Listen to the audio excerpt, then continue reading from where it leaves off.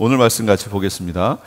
히브리서는 사람들이 바울이 썼다 하는 사람도 있고, 아니다, 바울과 함께 전도여행 갔던 바나바가 썼다 하는 사람도 있고, 여러 가지 의견들이 있는데 뭐 상관없어요. 어쨌든 히브리서에서는 우리가 일반적으로 알지 못하는 다른 부분에서는 강조되어지지 않는 부분들이 강조되는 게 있습니다. 그것은 뭐냐? 한 번 구원이 영원한 구원인가에 대해서 히브리서는 강조해요. 아니다. 오늘 본문에도 나오지요. 우리가 신학을 하는 것은 대단히 중요해요. 신학이 교회 복음을 지켜주고 기독교를 이단들로부터 보호하는 그런 역할을 하는 아주 좋은 점이 있습니다, 신학이. 그런데 한 가지 또 문제점이 있어요. 큰 문제점이 있는데, 그건 뭐냐면 그 신학의 눈으로 하나님의 광대하심을 제한하는 경향이 있다는 거예요. 하나님은 그거보다 훨씬 크신데 우리가 논리적으로, 인간의 논리로 안다는 영역 안에서 딱 가두어버리는 경향이 있다는 거예요. 그래서 어떻게 해야 되느냐? 기본적인 신학 바탕을 갖는 것은 대단히 중요해요. 성경을 어떻게 볼 것인가, 우리는 그걸 떠나서는 볼 수가 없는 존재들이거든요. 그러니까 어떤 틀이 기본적으로 있는 건 되게 중요합니다. 그러나 그 틀을 진리화해서 보면 안 된다는 거죠. 볼 수 있는 눈은 갖되 그 틀을 가지고 봐도 성경에 우리가 알지 못하는 부분들, 깨닫지 못하는 부분들이 있을 수 있다.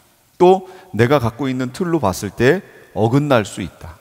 그러면 빨리 성경으로 다시 잡아야 된다, 이거예요. 그렇게 하자고 나온 게 말이 뭐냐면 개혁이라는 말이에요. 개혁교단, 개혁주의가 바로 그걸 말하는데, 우리 교단이 바로 개혁주의 교단이에요. 1절에서 3절까지 우리는 뭘 봤냐면 고난 중에 인내해야 된다. 히브리서 12장 얘기하는 거예요. 11장은 믿음장이었죠. 근데 12장으로 넘어오면서 1절부터 3절까지는 고난 중에 인내해야 된다. 앞서간 믿음의 증인들이 있다. 그래서 우리 찬양 이거 했잖아요. 구름같이 허다한 예수의, 우리의 이 믿음에는 증인들이 있다. 응원군이 있다. 우리 앞서 있다. 이런 얘기를 했어요. 그리고 4절부터 13절까지는 뭘 얘기했냐면 하나님의 징계를 받을 때 달게 받아라, 이런 얘기 했었어요. 이게 녹화가 안 돼서 자료가 없는데, 외부적 핍박도 하나님의 징계일 수 있다. 예를 들면 가정 경제가 갑자기 어렵다든지 개인 경제가 갑자기 어려워져요. 하나님의 징계일 수 있다. 여러분 잘 아시는 그 어디예요? 사사기에 보면, 사사기에는 루틴이 쭉 있잖아요. 계속 반복이지요. 무슨 반복이냐면 하나님이 그들을 하나님 백성으로 삼아 주셨고 그 백성의 모습대로 살면 되는데 사람들이 그렇지 못하고 어떻게 해요? 우상 숭배하고 다른 데로 빠지면, 그럼 하나님이 어떻게 하세요? 어떻게 하세요? 경고만 하세요? 그 주변 나라를 들어서 치게 만들죠. 그러면 얼마나 괴로워요. 괴로우니까 그 괴로움을 계속 당하다가 백성들이 아하, 우리가 하나님을 떠나서 그렇구나 깨달으면 그때 이제 회개하지요. 그러면 하나님이 그 회개 기도를 받으시고 사사를 일으켜서 그 사사를 통해서 그 징계의 도구로 사용됐던 나라를 치시지요. 치시고 회복하세요. 그러면 이제 또 이렇게 태평성대로 살아가는 거예요. 그러다가 또 어떻게 해요? 또 타락해요. 그 계속 반복이지요. 징계하시는 거예요. 하나님의 백성이기 때문에 징계하시는 거예요. 그래서 돌아오도록 만드시는 거예요. 우리 삶에 우리가 하나님 백성이기 때문에 건강, 경제, 뭐 여러 가지 문제들로 하나님이 우리를 치실 때가 있어요. 그러면 내가 하나님과의 관계 속에서 뭐가 문제인지 돌아봐야죠. 하나님이 우리를 징계하시는 도구니까. 그렇지 않은 경우들도 있습니다. 똑같은 거지만 그렇지 않을 수도 있어요. 어쨌든 그럴 때 우리 신앙이 하나님을 돌아봐야 된다. 오늘 말씀은 14절부터 17절까지는 성도가 구원의 은혜에서 멀어지지 않기 위해서 인내 위에 화평과 거룩함을 더하라. 이제 구체적으로 얘기를 할게요. 오늘 본문에 뭐라고 하냐면 14절에 모든 사람과 더불어 화평하게 지내고 거룩하게 살기를 힘쓰십시오. 거룩해지지 않고서는 아무도 주님을 뵙지 못할 것입니다. 이런 말씀이 있어요. 만약에 모든 사람과 더불어 화평함과 거룩함이 없으면, 여기 지금 힘쓰라고 그랬는데 없으면 어떻게 될까요? 제일 중요하죠? 하나님을 만날 수 없어요. 여기 그러잖아요. 주님을 뵙지 못할 것입니다. 하나님 앞에 나갈 수 없어요. 하나님을 뵐 수 없다라는 건 무슨 말이에요? 현재도 하나님과의 관계가 깨질 뿐 아니라 미래에도 깨진다는 얘기예요.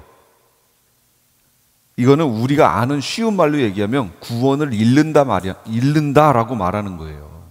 잃는다. 이게 얼마나 중요한 거예요.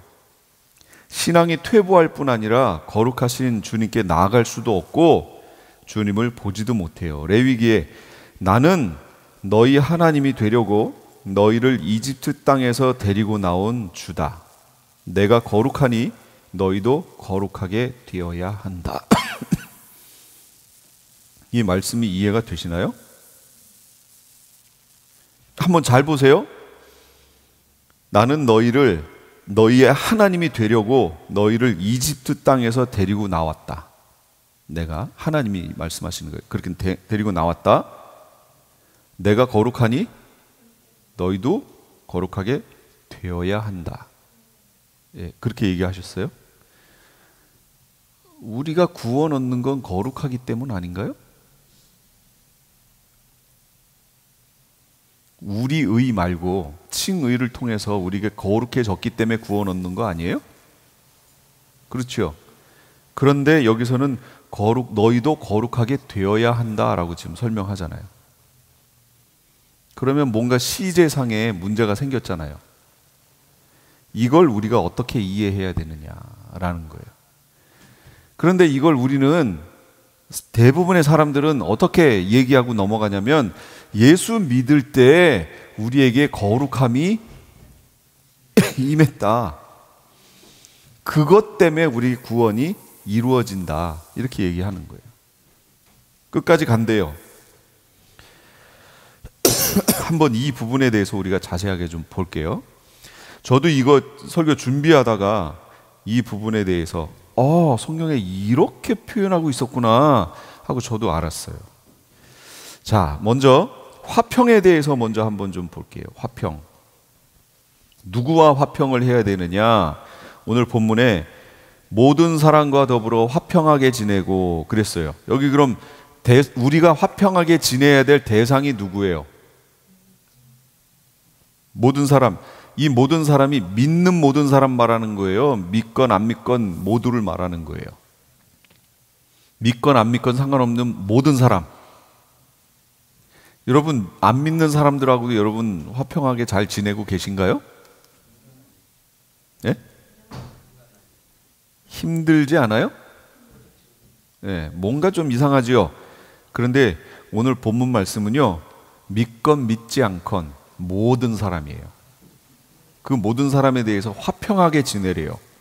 그래서 로마서 12장 18절에는 여러분 쪽에서 할 수 있는 대로 모든 사람과 더불어 화평하게 지내십시오. 이렇게 나와요. 여러분 쪽에서. 그러니까 우리 성도에게 얘기하는 거예요. 성도의 입장에서 믿건 믿지 않건 모든 사람에 대해서 화평하게 지내도록 하라는 얘기예요.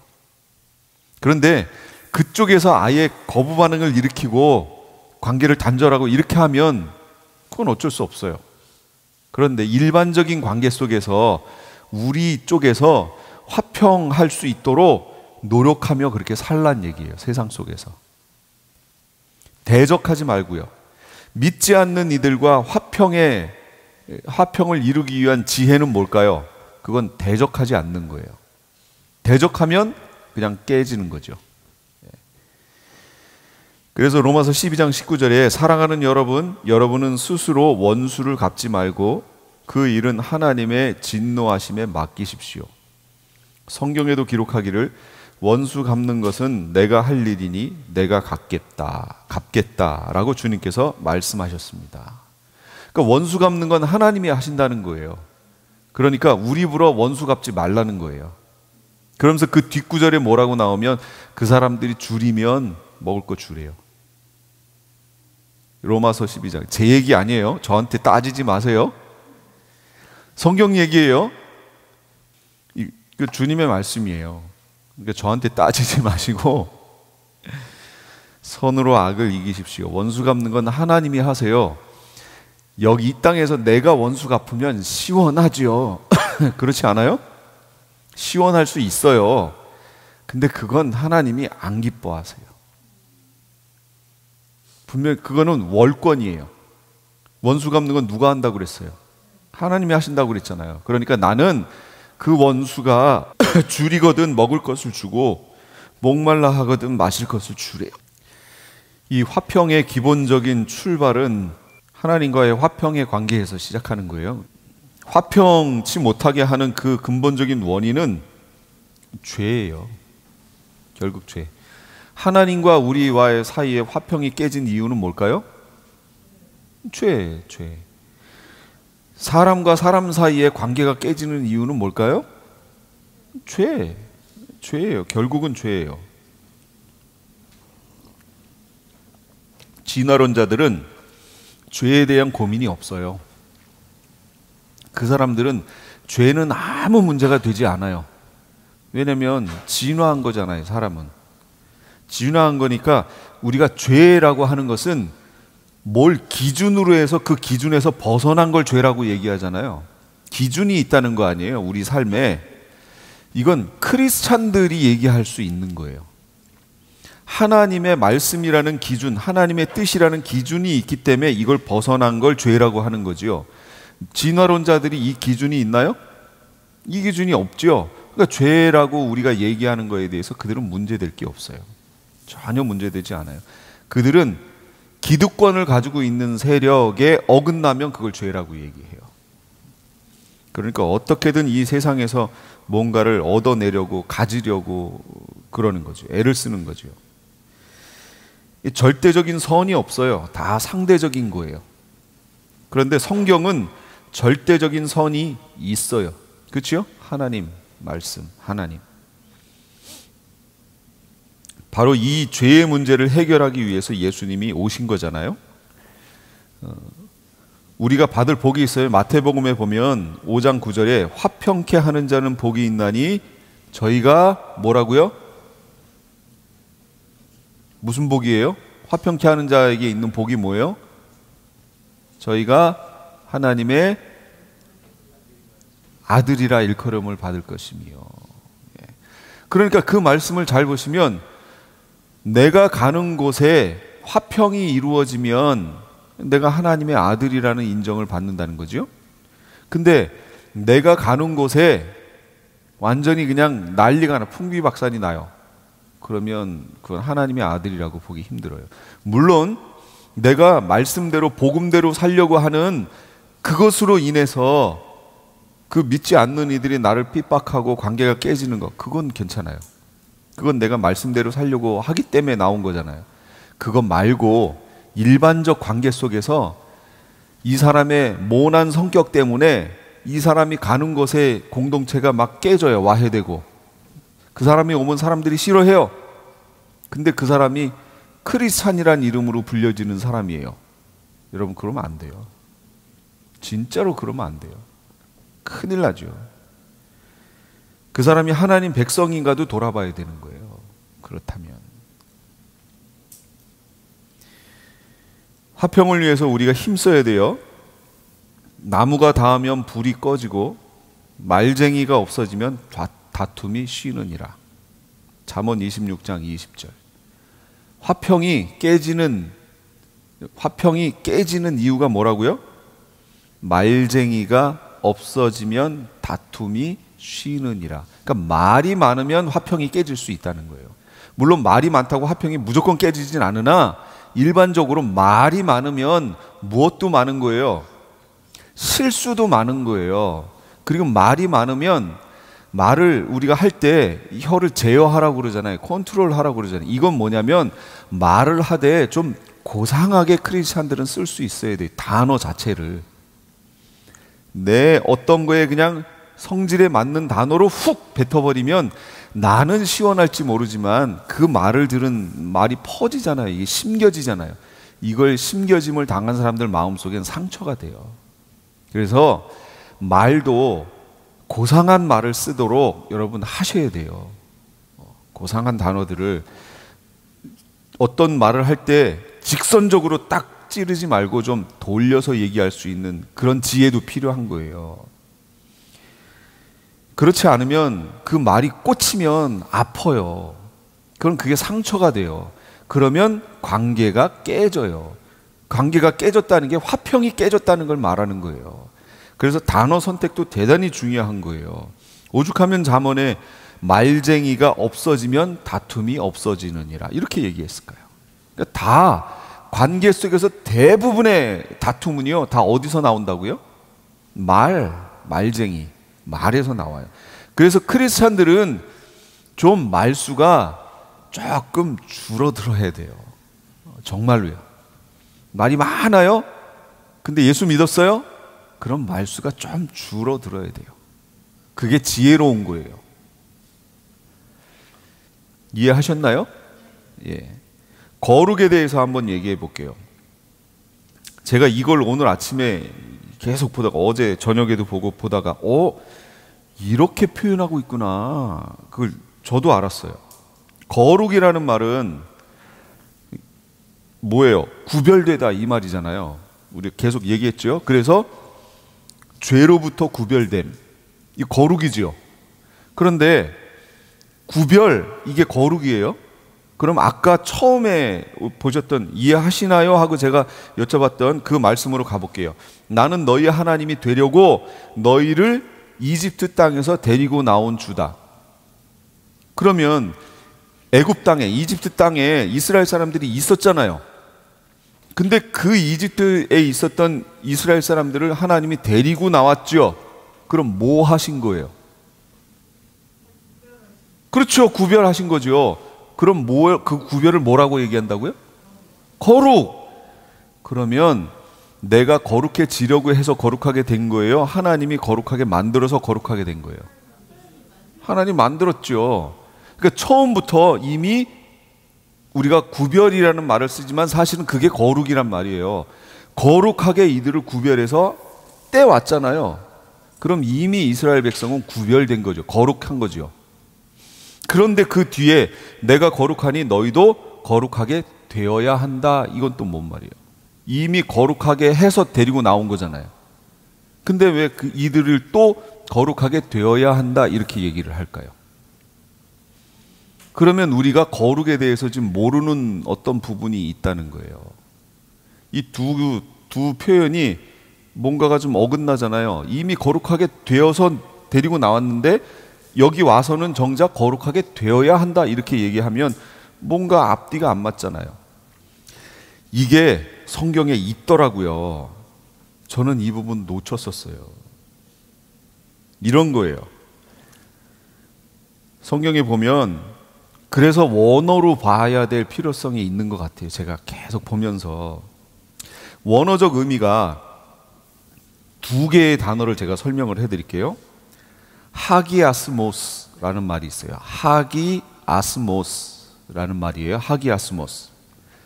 이거 거룩이란 얘기예요. 또 하나가 있어요. 하기오스라는 말이 있어요. 이거는 형용사인데 거룩한 이런 뜻이에요. 그런데 이 하기오스라는 요 말은 어디다 쓰냐면 이미 거룩한 상태에 있는, 예를 들면 하나님, 그러니까 하나님을 헬라어에서는 데오스라고 얘기하죠. 거룩한 하나님, 그럼 데오스 하기오스 이렇게 하면 돼요. 그러니까 형용사가 뒤로 가지요. 우리하고 어순이 반대예요. 그러니까 데오스 하기오스 하면은 거룩한 하나님 이런 뜻이에요. 이미 거룩하신 분이에요. 이해가 됐죠? 그 다음에 예를 들면 성령, 그러면 이건 거룩한 영이잖아요. 영은 푸뉴마. 그 다음에 거룩한 이 성령은 중성명사를 중성을 쓰거든요. 그래서 하기오스가 아니라 하기온. 그러니까 푸뉴마 하기온 하면 거룩한 영이라는 말이에요. 그래서 성령이라고 우리가 부르는 거예요. 우리가 성령 하나님 하는 말은 푸뉴마 하기온 하는 거를 말하는 거예요. 거룩한 하나님 그럼 네오스 하기오스 이렇게 얘기하는 거고, 뭐 제가 원어 공부하자고 하는 얘기가 아니에요. 그렇게 말한다 그 얘기예요. 그런데 여기에 모스라고 영어로 말하면 MOS죠. 모스.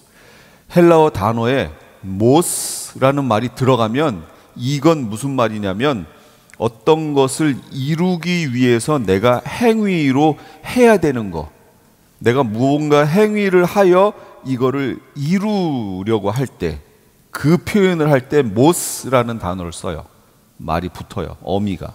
그래서 하기아스모스 이거는 거룩하다는 뜻은 맞는데 그 거룩을 이루기 위하여 내가 뭔가를 하는 거예요. 말하는 거예요. 그러니까 성경은 두 개의 거룩을 지금 얘기하고 있다는 거죠. 하나님 편에서 일방적으로 하나님의 주권에 의하여 주어지는 거룩이 있고, 최종적인 거룩의 상태를 이루어 가기 위해서 내가 행위로 이루어 가야 되는 거룩이 있다는 거예요. 이 두 가지가 있다는 거예요. 이해가 되셨나요? 예. 우리는 일반적으로 거룩하면은 다 어떻게 이해했냐면 하기오스로만 이해했어요. 하나님이 주신 이것만 이해했단 말이죠. 근데 성경을 보니까 하기아스모스라고 하는 단어도 있더라는 거예요. 뭐냐? 하나님이 거룩을 주셨어요. 이스라엘을 거룩하게 하기오스 해가지고 광야로 데리고 나와서 너희도 거룩하게 되어야 한다. 이거는 하기아스모스가 되겠죠. 예. 이미 거룩으로 불렀지만 실제 삶 속에서 하나님 백성답게 돼야 된다. 이거 말하는 거예요. 그렇게 되지 못하여 광야에서 40년 동안 여호수아 갈렙 빼고 나머지 어떻게 됐다고요? 죽었어요. 이미 구별하여 데리고 나왔지만 그들이 거룩에 이르러야 되는데 그렇지 못해서 거기서 원망하고 불평하고 음란하고 우상숭배하고 이러다 결국 죽었잖아요. 이렇게 된 것처럼 이게 말세를 만난 교회의 본복이라고 그랬잖아요. 우리도 하나님 백성 아니었을 때 하나님께서 우리를 특별히 택하셔서 하기오스를 만들었죠. 하나님 백성, 그래서 성도라고 부르잖아요. 거룩한 무리라고 하잖아요. 교회를. 성도가 됐어요. 어떤 분들은 여기서 끝내더라고. 우린 이미 성도가 됐어. 그러니까 내가 어떻게 살아도 여기에서 변할 수 없어. 이미 하나님이 주신 거니까. 이렇게 얘기하면 그분은 하기아스모스를 모르는 거예요. 이미 하나님이 우리를 하기오스 시켰지만 하기아스모스가 남아있다는 거죠. 그걸 이루어가는 삶이 우리에게 필요하다라는 거예요. 그러면 오늘 본문에서 화평함과 거룩함을 힘쓰라 할 때 여기서 거룩함은 뭘까요? 하기아스모스일까요? 하기오스일까요? 그렇죠. 하기아스모스죠. 우리 삶 속에서 거룩을 이루어내는 것, 이거 말하는 거예요. 이게 없으면 어떻게 된다고요? 주 하나님을 보지 못해요. 예, 그냥 하기오스 이것만 가지고는 못 본다 그 얘기예요. 뭐랑 똑같지요?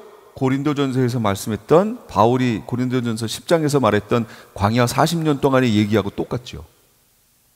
성경이 똑같아요. 제가 보고서 깜짝 놀랐어요. 와, 이렇게 해놨는데 우리는 하기아스모스에 해당하는 부분을 다 내려놓고 있구나. 지금 행위와 관련된 부분 다 내려놓고 오직 하나님의 은혜로 구원받는 요거만 지금 얘기하고 있구나. 그래서 지금 전해지는 복음을 뭐라고 하냐면 반쪽짜리라고 얘기하는 거예요. 값싼 은혜를 얘기하는 거예요. 값싼 은혜.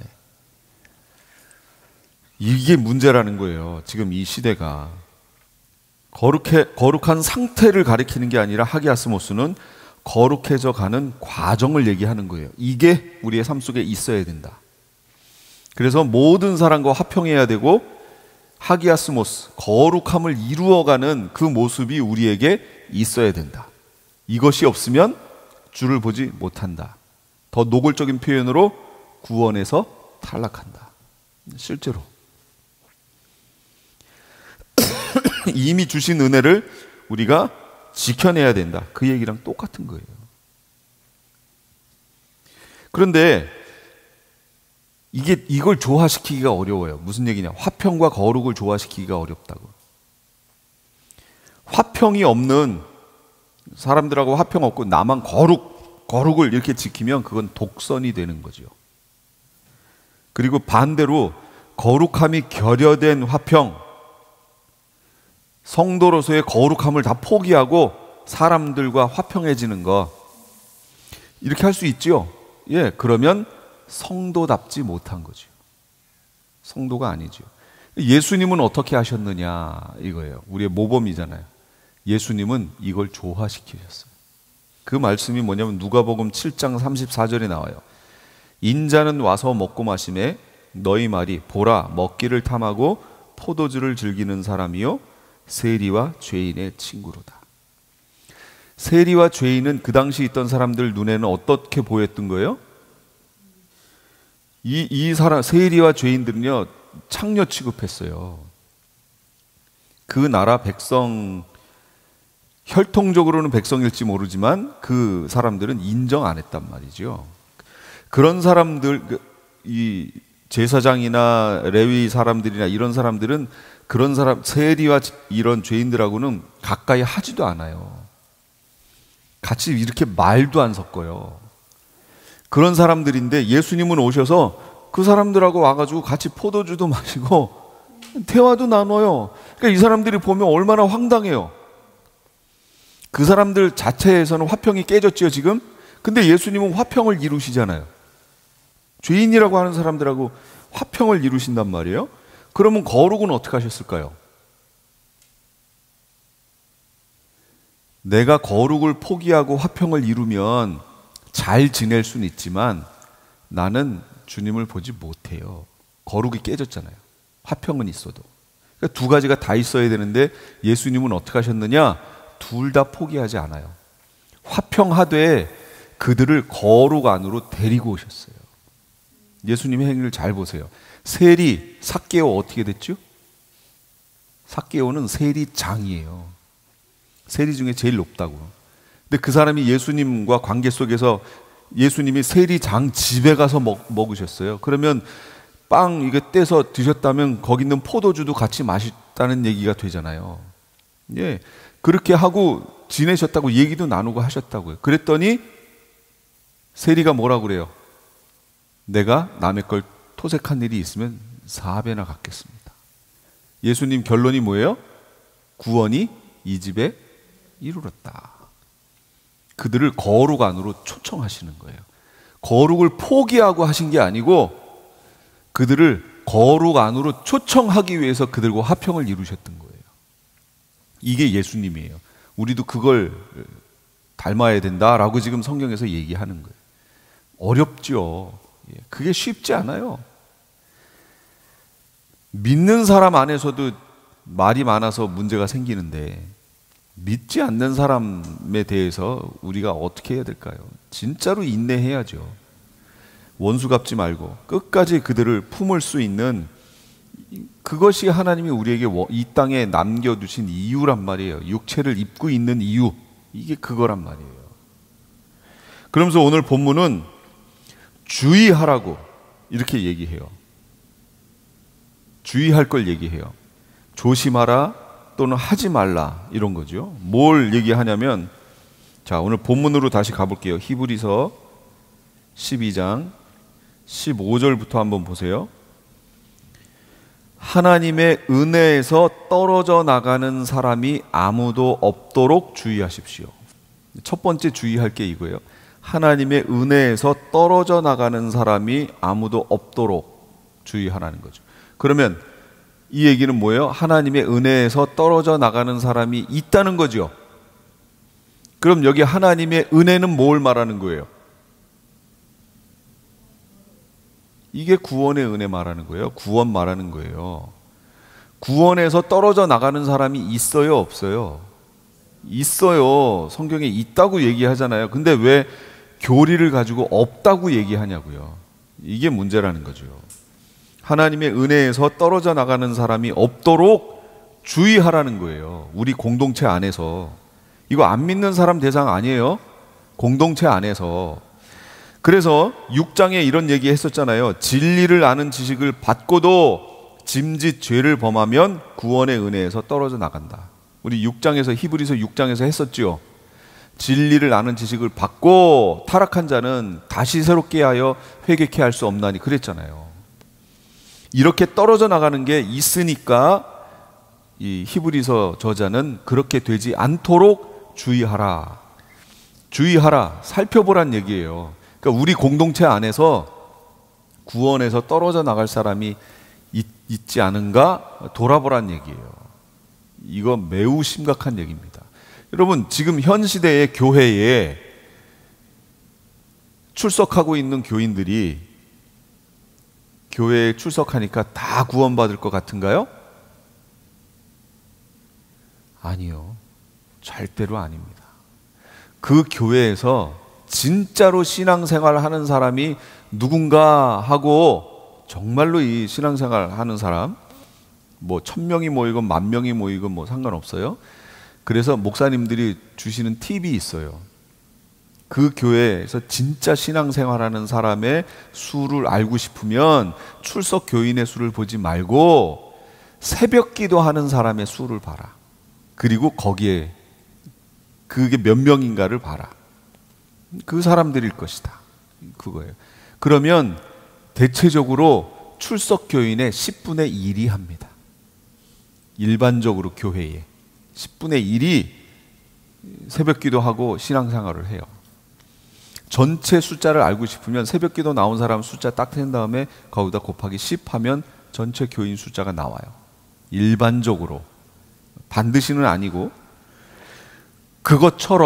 이처럼 하나님의 은혜에서 떨어져 나가지 않도록 신앙생활은 하기아스모스예요. 이루도록 끝까지 내가 해야 되는 거예요. 이게 없으면 안 돼요. 하기아스모스는 하기오스로부터 시작하는 거예요. 계속해서 하기오스를 통해서 주신 은혜 안에서 그걸 이루어 가도록 하는 거죠. 내 힘으로 하는 건 아니에요. 분명히. 온 천하를 얻고도 제 목숨을 잃으면 무엇이 유익하겠느냐. 주님이 그렇게 말씀하셨잖아요. 그러니까 다른 걸 포기하는 한이 있어도 여러분, 꿈이 어떤 꿈이 있어요? 꿈. 이 땅에서 내가 뭔가를 좀, 지금 우리 교회에는 이제 계신 분들은 그걸 생각할 때가 좀 된 것 같아요. 무슨 얘기냐? 50이 지나고 60이 가까이 오시는 분들, 또 50이 지나고, 이제 아직은 50은 안 됐지만 50으로 향해 달려가고 있는 분들도 계시고, 그러다 보면 이런 생각 하잖아요. 내가 뭐 하고 살았나? 내가 앞으로 또 뭘 해야 되나? 호랑이는 가죽을 남기고 사람은 이름을 남긴다는데 내가 이름 남길 만한 뭘 했나? 이런 생각들 하잖아요. 그리고 이 땅에서 노후 대책을 또 해놓은 거는 뭔가? 뭐 이런 생각들 쭉쭉 하시게 되잖아요. 우리의 소망이 이 땅에 있으면 안 돼요. 이 땅에 이름 안 남겨도 상관없어요. 그거 아무 소용없어요. 하나님 앞에 가는 거, 내가 이 땅에서 얼마나 하나님 말씀대로 순종하며 하나님과 동행하면서 한 걸음 한 걸음 살아왔나, 그것이 이름이 안 남겨지는 일일지라도 내가 얼마나 하나님하고 동행하면서 살아왔나, 그거 우리가 좀 생각해 봐야 되겠다는 거죠. 그거. 두 번째 주의할 게 뭐냐면, 쓴 뿌리로 인해서 더러움을 입지 않도록 주의하래요. 쓴 뿌리 얘기해요. 여기 보니까 또 쓴 뿌리가 돋아나서 괴롭게 하고 그것으로 많은 사람이 더러워지는 일이 없도록 주의하십시오. 이렇게 나와요. 쓴 뿌리 얘기예요. 이 쓴 뿌리가 뭘까요? 상처. 이 쓴뿌리라는 이 말을 먼저 이해하려면 신명기로 가야 돼요. 신명기 29장 18, 19 찾아보세요. 신명기 29장 18, 19 잘 찾아서 보세요. 쓴뿌리가 뭔지. 같이요. 시작. 당신들 가운데 남자나 여자나 가족이나 지파가 주 우리 하나님으로부터 마음을 멀리하여 다른 민족의 신들을 섬기려고 해서는 안 됩니다. 당신들 가운데 독초나 쓴 열매를 맺는 뿌리가 있어서는 안 됩니다. 그러한 사람은 이런 저주의 말을 들으면서도 속으로 자기를 달래면서 내 고집대로 하여도 만사가 형통할 것이다 할 것입니다. 당신들이 그런 사람을 그대로 두면 맹렬한 재난을 당하면서 파멸될 말 것입니다. 예, 쓴뿌리가 뭐예요? 지금 공동체에게 말씀하시는 거예요. 이스라엘 공동체에게. 당신들 가운데 남자나 여자나 가족이나 지파가 주 우리 하나님으로부터 마음을 멀리하고 다른 민족의 신들을 섬긴대요. 우상 숭배한다는 얘기죠. 그러니까 이스라엘 공동체 안에 하나님을 섬기지 않고 우상 숭배하고 하나님을 배역하는 자들, 떠나는 자들, 이런 자들이 있는 것, 그걸 쓴뿌리라고 얘기하는 거예요. 그러면 이 뿌리는 결과적으로 어떻게 돼요? 그렇죠. 자라죠. 그래서 나중에 열매 맺죠. 그러니까 우리 그 공동체 안에 우선은 이스라엘 공동체 안에 어떤 남자나 또는 어떤 여자나 어떤 가족이나 어떤 지파나 이들이 우상 숭배하고 하나님을 떠나요. 떠나는 그들이 있어요. 근데 이들은 자기들만 떠나는 게 아니에요. 자기들만 우상 숭배하는 게 아니에요. 어떻게 돼요? 그 공동체 안에서 이걸 퍼뜨려요. 이게 자라는 거예요.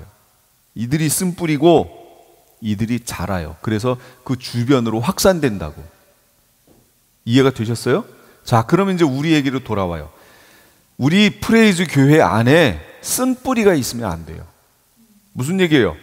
우리 안에 어떤 개인이나 누군가가 하나님 우상 숭배하고 하나님을 배역하는 거역하는 그런 마음을 품은 자가 있으면, 그러면 그 한 사람으로 끝나지 않고 어떻게 된다고요?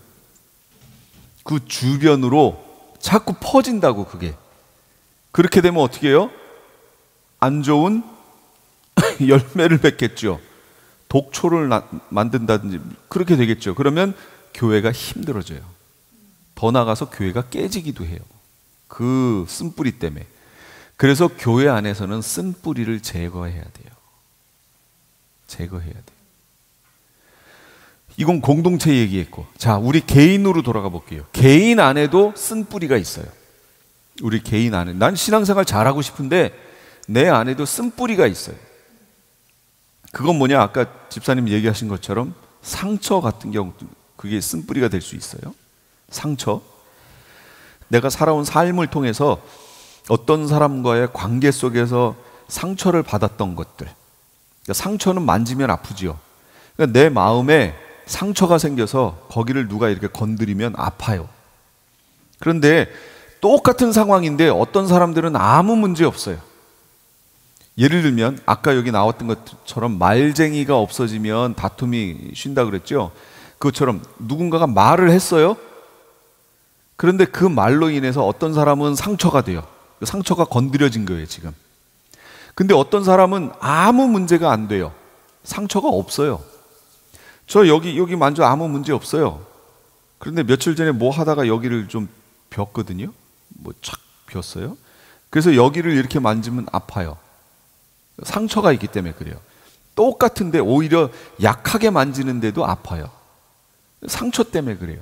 우리 마음에도 그런 상처들이 있다고. 관계 속에서 내가 살아왔던 그 관계 속에서 생겨난 상처가 있어요. 그 부분들을 어떻게 해야 돼요? 치유해야죠. 그러면 진실을 알 때 그 부분들이 치유가 일어나요. 진실을 알 때, 진짜를 알 때. 왜 우리 드라마 같은 데 보면 자녀가 부모에 대해서 오해를 하잖아요. 오해를 하면 그게 상처가 돼서 평생 그렇게 살다가 나중에 그 부모가 그런 게 아니었어. 부모가 다른 사람을 커버하기 위해서 본인이 뒤집어 썼던 거야. 가족 안에서 누군가를 보호하기 위해서. 그래서 그거를 나중에 알게 돼요. 그러면 그 관계가 어떻게 돼요? 회복되지요. 진실을 알면, 진리를 알면 회복돼요. 우리 마음의 상처도 진리를 알면, 진실을 알면 회복돼요. 틀어진 관계 속에서 상처가 생기는 거예요. 그러면 진실, 진리는 뭘까요? 하나님 말씀. 내가 어떤 사건에 대해서 어떻게 반응하는 거 있죠? 반응하는 패턴, 이거는 내 경험이고, 성경에서 하나님이 원하시는 방법은 무엇인가라는 진리를 내가 거기다가 이렇게 대입해 보면, 아, 내가 이거를 상처되게 지금 반응하고 있구나. 하나님이 원하시는 건 그게 아니구나. 이거를 말씀으로 대입해서 깨닫기 시작하면, 그러면 상처 치유가 일어나요. 세상 치유하고 달라요. 성경적 치유예요, 성경적. 그래서 말씀 안에서 내 상처와 자꾸 이렇게 만나야 돼요. 그러면 왜곡됐던 그런 내가 생각했던 경험 이런 것들이 말씀을 통해서 점점점 회복되기 시작해요. 그게 우리 속에서 일어나야 된다고요. 개인적으로 일어나야 되고, 공동체 안에서 그런 생각을 하는 사람들의 그런 생각을 빨리 바꿔야 되고, 그 쓴뿌리가 우리 속에서 일어나지 않도록 주의해야 된다. 그래서 여러분, 말할 때 아까 얘기했잖아요. 말을 함부로 하면 안 돼요. 말 조심해야 돼요. 내가 하는 그 말이 진리가 아닐 수도 있거든요. 그래서 조심해야 돼요. 조심스럽게. 고상하게 할 필요성이 좀 있어요. 또 한 가지 주의할 게 뭐냐면, 음행과 속된 것, 망령된 것, 이거 조심하래요. 이게 뭐냐? 음행, 우리 다 아는 얘기죠. 음행, 음란한 행위들. 교회 안에서, 공동체 안에서 이게 있으면 안 되지요. 깨지지요. 이스라엘에게 얘기하셨던 게 뭐예요? 광야 40년에 음란에서 깨졌다고, 죽었다고 얘기하시잖아요. 그 음란이 우리 속에 있으면 안 돼요. 또 속된 것이 있으면 안 돼요. 여기 속되다고 지금 세번역에서는 속되다고 표현했는데, 이게 우리 옛날 개역 개정에는 망령된 것이라고 설명을 하고 있어요. 망령된 것. 이 망령되다라는 말이 무슨 말이냐면, 사전적 의미는 늙거나 정신이 흐려서 말과 행동이 정상을 벗어난 상태. 이 망령된 거예요. 그래서 왜 노인들이 뭐 하면 좀 망령 들었나? 막 이렇게 얘기하잖아요. 근데 이게 성경적 의미는 뭐냐면, 문지방을 넘어감, 이런 뜻이에요. 문지방. 선을 넘었다, 그 얘기예요. 경계를 넘어갔다. 그게 망령된 거예요. 그러니까 선을 넘어갔다는 얘기는 하나님의 영역이 있잖아요. 이걸 우리가 넘어간 거. 이건 망령됐다고 얘기하는 거예요. 그러니까 하나님을 무시하고 불경스럽고 하나님께 예의가 없고 하나님께 관심도 없고 하나님뿐 아니라 사람에 대해서도 예의도 없고 한 거. 이걸 망령됐다고 얘기해요. 근데 그걸 다른 말로 이 세번역에서는 속되다 이렇게 표현한 거예요. 그러면서 누구 예를 들었어요? 에서 예를 들었어요. 에서는 망령된 거예요. 속된 거였어요. 어떻게 속됐어요? 잘 보세요. 음행이나 음식 한 그릇에 장자권을 팔아넘긴. 장자권은 누가 주신 거죠? 하나님. 그런데 지금 음식 팥죽 한 그릇에 하나님이 주신 것을 팔아 넘겨버렸어요. 그게 판다고 팔리는 것도 아니지만 문제는 이런 행위를 했다는 거예요. 이게 망령된 거예요. 선 넘어간 거예요. 선을 넘었어요. 오버했어요. 이런 거 하지 말라는 거예요. 우리 속에. 이런 걸 주의하라. 이렇게 되면 어떻게 돼요? 하나님 구원에서 떨어져 나간다. 떨어져 나간다. 떨어져 나가는 게 성경에 있지요?